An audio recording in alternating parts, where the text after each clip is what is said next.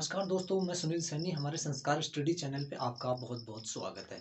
तो दोस्तों, आज हम जो टेस्ट सीरीज लेकर आए हैं वो है सर्वनाम से संबंधित।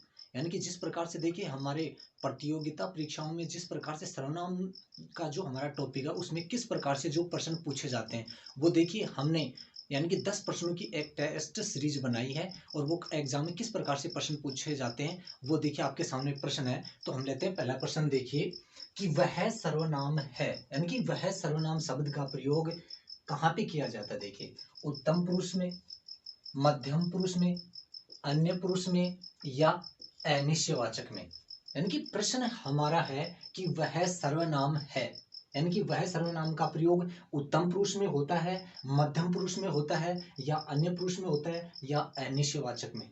यानी कि देखिए आपके सामने प्रश्न है, तो हम कह सकते हैं कि वह का प्रयोग यहाँ पे होगा अन्य पुरुष में किया जाता है। इसी प्रकार से देखिए दूसरा प्रश्न। देखिए कि निम्न में से एन यानी कि निश्चयवाचक सर्वनाम है। यानी कि यहाँ पे सीधा सा प्रश्न पूछा गया है कि निम्न में से निश्चयवाचक सर्वनाम है। हम ऑप्शन पे चलते हैं। देखिए कि यह, वह, उन्होंने, तुमने, उसे, हम, तुम्हें, उन्हें।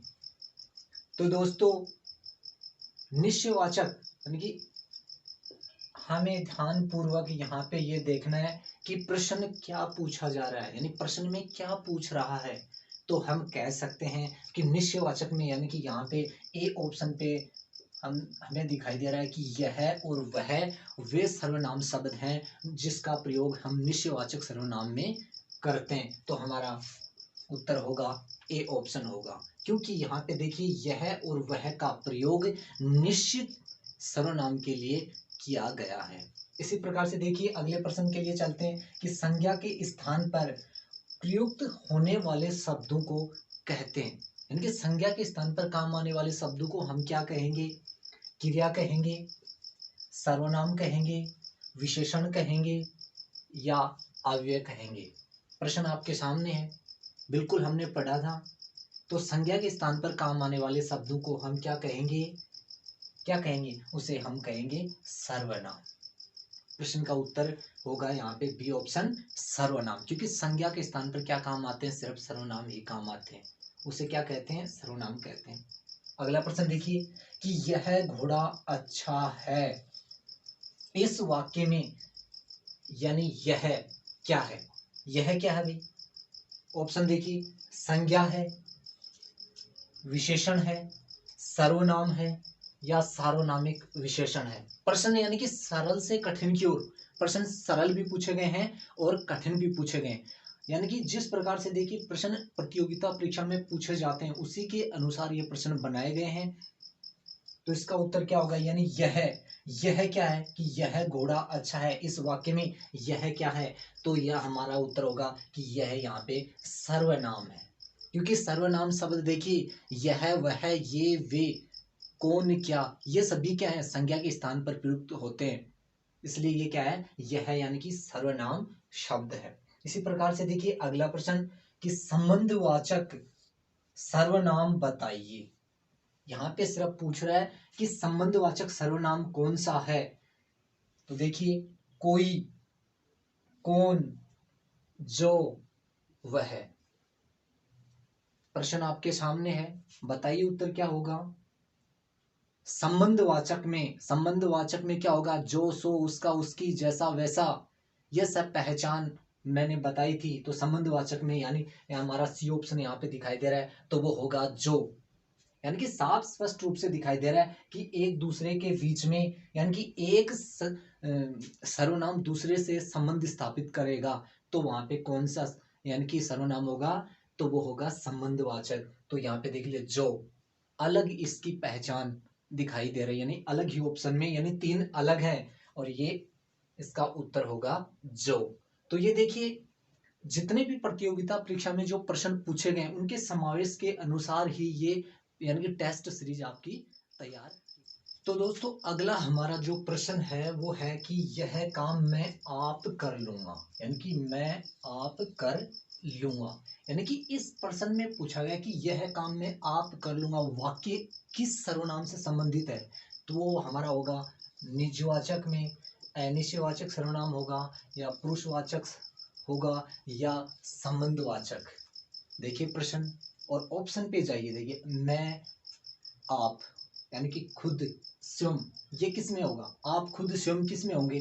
तो यहाँ पे ऑप्शन हमारा होगा निजवाचक, क्योंकि निजवाचक में क्या होगा कि मैंने पहले भी बताया था कि निजवाचक सर्वनाम में आप, खुद, स्वयं, ये सब पहचान मिलेंगी। इसी प्रकार से देखिए अगला प्रश्न किस प्रकार से बनता है कि किसको क्या, यानी किसको क्या, कहाँ आदि शब्द किस सर्वनाम के उदाहरण हैं। यानी कि जिस प्रकार से देखिए प्रश्न बनते हैं उसी के अनुसार यहाँ पे देखिए टेस्ट सीरीज लाई गई है।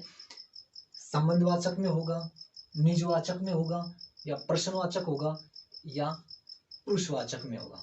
कौन सा होगा, तो वो हमारा होगा किसको क्या कहाँ, ये सब क्या है, प्रश्नवाचक सर्वनाम में इनका प्रयोग किया जाता है। अगला प्रश्न देखिए कि किस कारक में सर्वनाम शब्दों का प्रयोग नहीं होता है। यह प्रश्न अति महत्वपूर्ण प्रश्न है।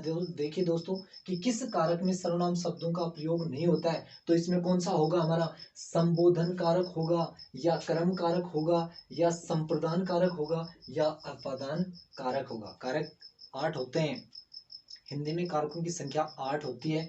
तो दोस्तों यहाँ पे हमारा होगा कि संबोधन जो कारक है उसमें सर्वनाम शब्दों का प्रयोग नहीं किया जाता है। अगला नेक्स्ट प्रश्न देखिए कि सर्वनाम शब्दों का प्रयोग प्राय क्यों किया जाता है। सर्वनाम शब्दों का प्रयोग हम कहाँ पे करते हैं, यानी संज्ञा के स्थान पर जिन शब्दों का प्रयोग किया जाता है वो क्या कहलाते हैं, हमारे सर्वनाम कहलाते हैं। इनका उपयोग हम क्यों करते हैं, किस लिए किया जाता है। हमारा ऑप्शन देखिए कि विचार विमर्श के लिए, आपस में विचार विमर्श के लिए इन शब्दों का प्रयोग किया जाता है, या शब्दकोश के लिए किया जाता है, शब्दों को, शब्दकोश को बढ़ाने के लिए, या हमारा होगा पुनरुक्ति दोष निवारण के लिए, या ऑप्शन हमारा होगा उक्त सभी, यानी सभी ऑप्शन सही हैं। तो दोस्तों सर्वनाम शब्दों का प्रयोग है वो होगा पुनरुक्ति दोष निवारण के लिए इन शब्दों का प्रयोग किया जाता है। तो ये ध्यान रखने योग्य बात है कि सर्वनाम शब्दों का प्रयोग है वो क्यों किया जाता है कि पुनरुक्ति दोष के निवारण हेतु इन शब्दों का प्रयोग ज्यादा किया जाता है। अगला प्रश्न देखिए कि जिसकी लाठी उसकी भैंस वाक्य में रेखांकित शब्दों में सर्वनाम है।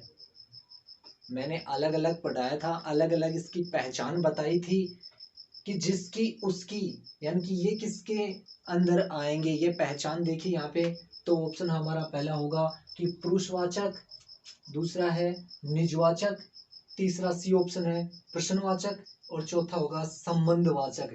मैंने ये कहा था कि संबंध की बात जहाँ पे भी आए, उसका, उसकी, जैसा, वैसा, वैसा, ये सभी क्या है, ये हमारे संबंधवाचक की पहचान होगी। यानी कि जहां पर भी जिस वाक्य में भी, यानी कि संबंध दर्शाने की, यानी कि एक सर्वनाम से दूसरे सर्वनाम के बीच में अगर संबंध दर्शाया जाता है तो वहां पे हमारा जो सर्वनाम होगा वो संबंधवाचक सर्वनाम का प्रयोग किया जाएगा। तो दोस्तों ये थे हमारे 10 अति महत्वपूर्ण प्रश्न जो सर्वनाम के जो टॉपिक से पूछे जाते हैं, किस प्रकार से अलग अलग तरीके से वाक्य में प्रयोग, किस प्रकार से या अलग उनका रूप में किस प्रकार से प्रयोग किया जाता है, वो सब हम अलग अलग रूपों में आपके पास लेकर आए हैं।